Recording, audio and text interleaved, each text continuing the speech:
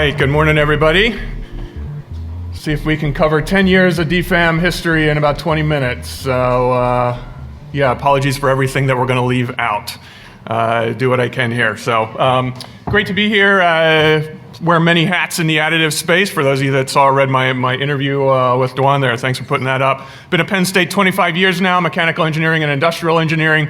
Co-director on Sim 3D, our metal 3D printing lab that's been 10-year anniversary and then some. Also doing work, we founded a graduate program online, and resident actually got to meet one of our students, Sam Welch there, that we worked with and never actually met in person. So it's been fun connecting with people in real life here. Working, fortunately, with Additive Manufacturing Media. Met Pete Zielinski a couple years ago and said, hey, do you want to write a column about additive insight? So that's been fun. I can't believe I came up with an idea every month for 6 years, but it happened. We did some fun stuff along the way. AMWTF, Additive Manufacturing, Why the Failure, basically sharing some of our failures in our lab. One of the best ways to learn out there, but we can't publish failures, right? Everything has to be good when we publish it out there. So good learning opportunities, and now co-hosting some of the episodes on AM radio. Fortunate to work with the Barnes Global Advisors. I'd been doing a lot of training and education on my own, and now really there's a lot of interest, and actually Chelsea and I have been tag teaming that every week for the past month now, just about. Everybody wants training, which is, I guess, is a good thing. And then I've been fortunate this past trying to help connect some of the additive dots there. So in terms of the history, we've sort of seen a lot in evolution over the years, and for those of you students, Formula Upright, can't tell you how many uprights have been designed, developed with additive manufacturing and 3D printing now. You sort of see this as a common component. When I started at Penn State 25 years ago, it was LOM, layered object modeling, where we're literally gluing pieces of paper together. That is not a functional part, right? But fast forward 15 years, and now we're using lasers to melt powder to fuse, titanium together to make a solid working component. And so there actually had a picture. It's literally butcher paper that's going back and forth. You're heating it up. There is a laser on there. You got to pick it out, all those sorts of things in terms of the technology. And now, as I said, lasers are melting titanium powder to make parts for us and whatnot. There's a part in the build chamber there. And if anybody sees that part versus this part, see a lot of support structures and a lot of other things. To the student's credit, Vincent Moranis, he was an undergrad, picked up some top-op, SolidWorks, and parametric optimization. Worked with my colleague Todd Palmer on this. Todd's a material and metallurgist. He's not a design engineer, so he didn't think about overhangs and all those sorts of things at the time. So, you have 21st century technology making it, and then, as Corey Dickman says, go caveman on it. Throw it in a vise, cut, hack, grind, remove those support structures as part of this. And I love telling this tale, and this is now 10 years old now, that we did this. And so here's this, you created this lightweight part, and you spend 54 hours building it, of which less than half of that time is the actual part. $2,000 of powder and material in it, of which 3/4 is in their support material.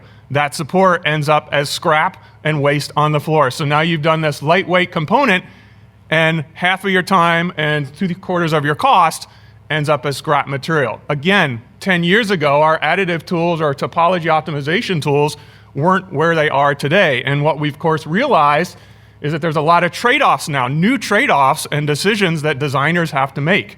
You might, from an optimization standpoint, that is the lightest weight structure, right? You give it an objective function and it minimizes it, and you're going to go out and find that particular structure.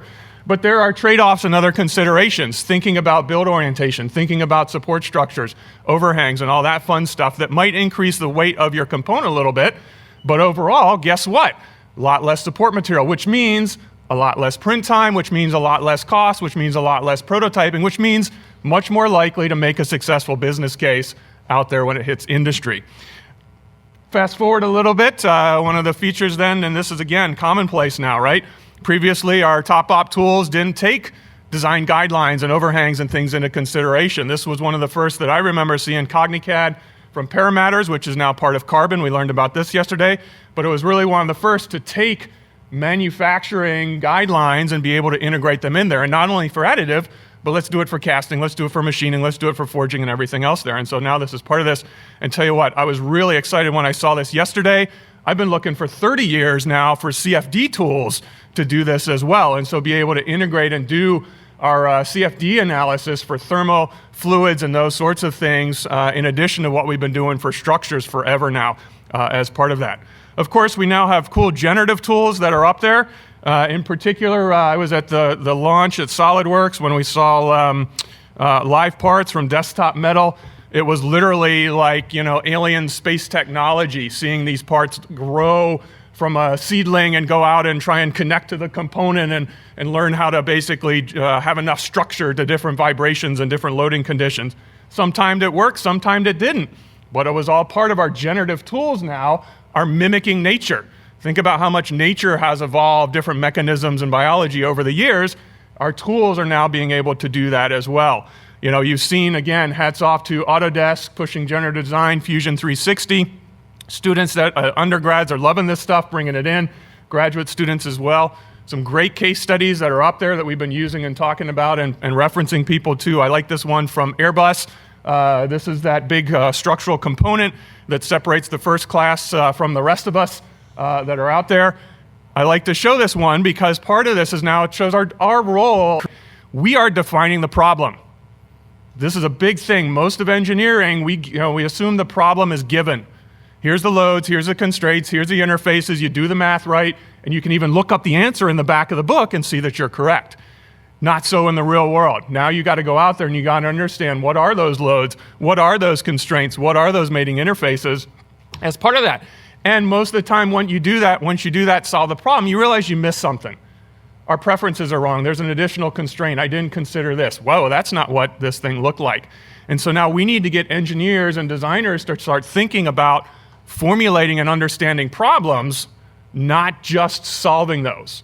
And so the generative tools and all of this great stuff is great at solving problems. Problem formulation is important, and of course, ChatGPT is going to help us with both of those here, as it's continuing to evolve. As we get to those, you saw that, of course, can't leave out lattices. Love lattice tools as well, and structural components. This was a lightweighting case that we did circa, what was this, about 2016, 2017. An oil and gas component, you throw it in. Very painful to generate these lattices. We've talked about that for a while. You bring it in, you do your structural analysis. I love showing this slide because this was one of the first where you think about this. When you're doing a structural analysis, what color do you look for?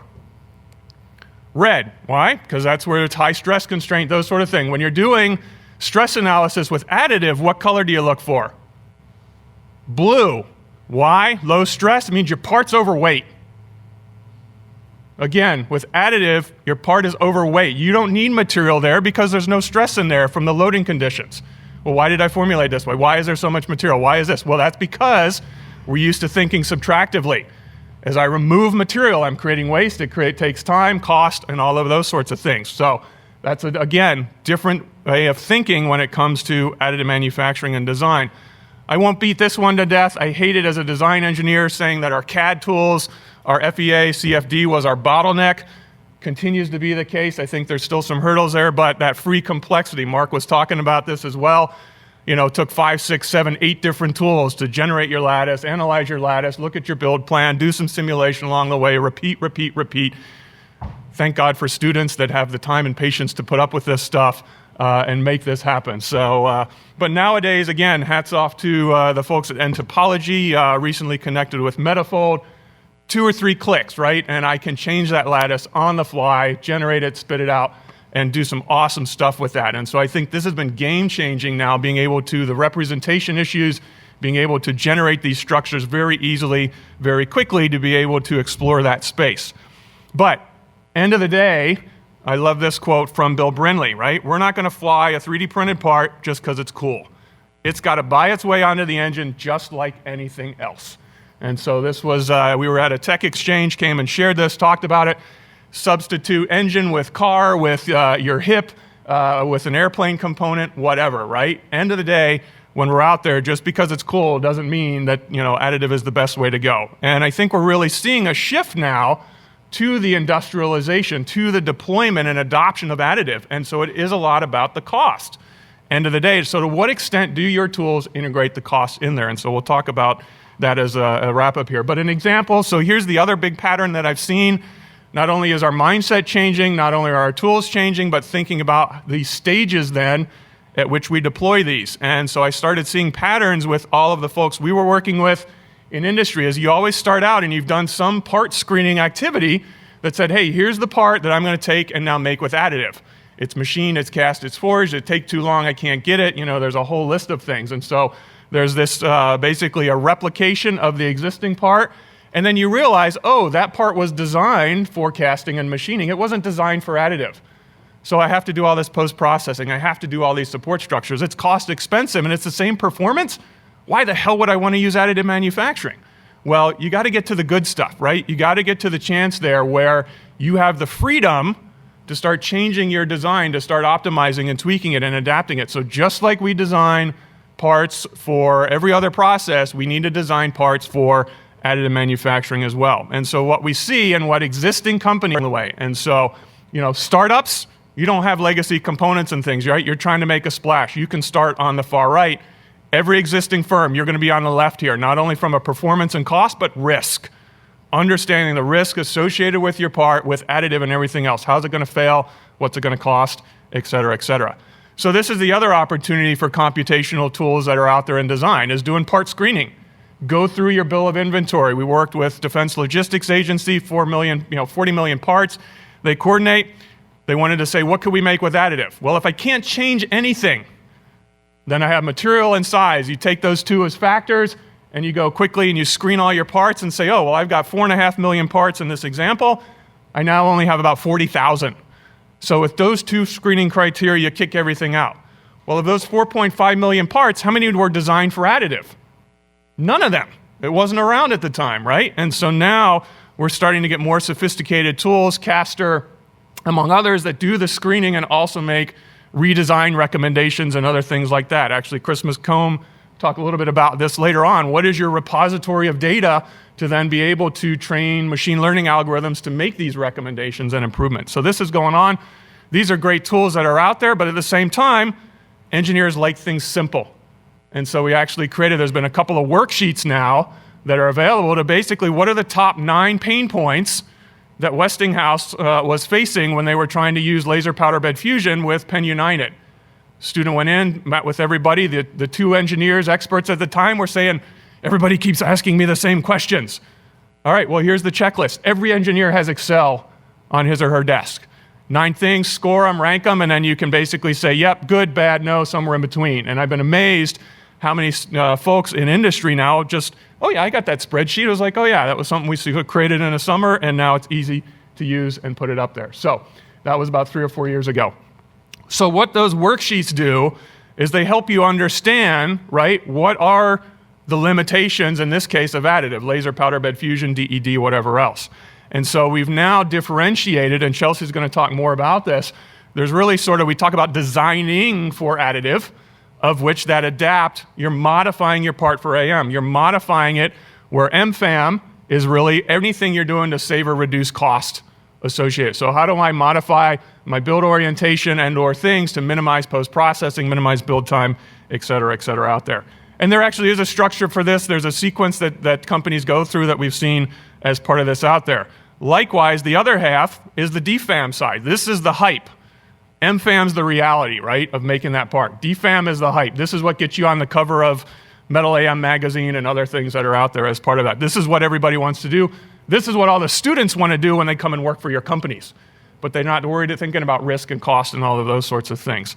Turns out there is a sequence of this. We've worked with companies over the years, and they tend to ask questions in a certain sequence and pattern there, tools as part of that. And again, Chelsea will talk a little bit more about that in the next one. For those of you that, again, there's so many different opportunities, so many different tools, how do I get organized? They're actually now playing card decks. We actually had these out as giveaways at the DFAM Accelerator. Top 24 heuristics for additive over in Zurich, ETH Zurich. Manuel's here somewhere and others as part of that. But I like this particular deck of cards because you can go to Thingiverse and download them and print them out, and now you've got the handholds to basically share with folks.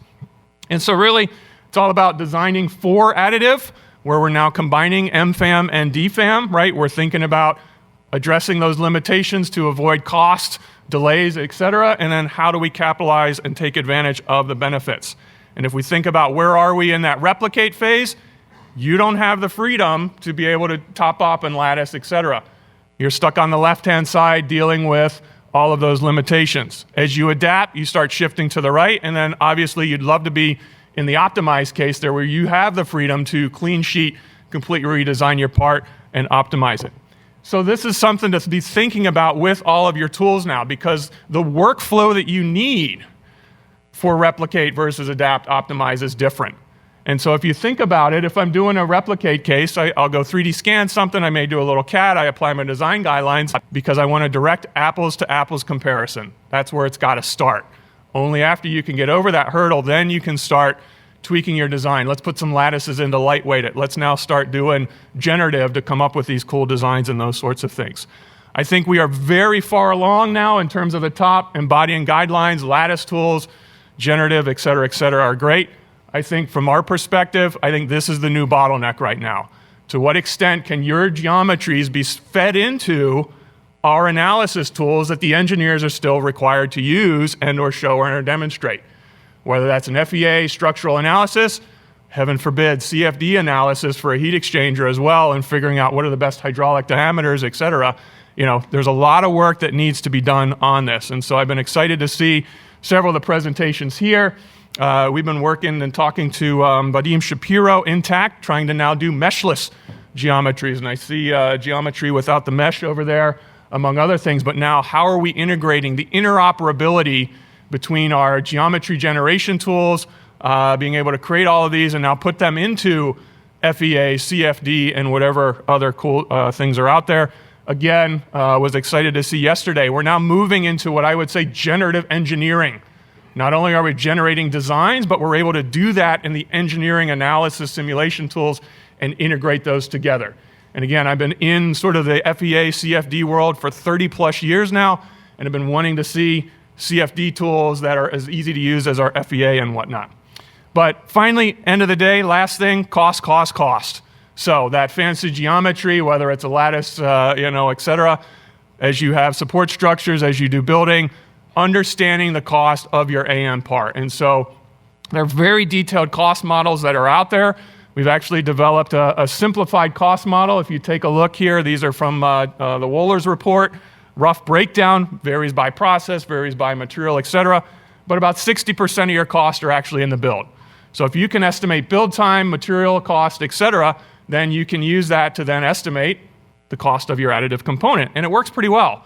And so actually able to, if you tell me the mass of your part and the weight and the mass of your part and the material, I can give you a rough order of magnitude cost for your additive component. And so that allows you to now start doing cost studies while you're doing your generative design, while you're doing your optimization, rather than waiting to get to that detailed cost model that you then go and feed into, a priori and these other tools that are out there. And so the final message here, that cost model, again, I go back to that oil and gas component, basically bottom line, if I took that component, printed it in 718 on laser powder bed, the solid component runs me about $3,000. Oh, well, hey, I'm gonna go to a dual laser, I'm gonna go to a quad laser, right? I'm gonna speed it up. Well, when you go through that, it only drops the cost about 20%. What about, I'm gonna wait till powder costs come down. They've dropped 40, 50% over the past 7 or 8 years. Well, 40% reduction in feedstock only gets you about 14% savings from that. Here's the story, here's why we're here, right? Design, if I can design it and lightweight it, I reduce my build time, I reduce my material costs, I can reduce post-processing, I can do everything else. This is the kicker, this is the savings, right? Design for additive, that is the value multiplier when it comes to AM, when it comes to part costs. And so look at that, 40% reduction in weight, I'm over 50% of the cost. Now I'm within the ballpark of having a viable business case and being able to connect that and make that happen within my company, within industry out there.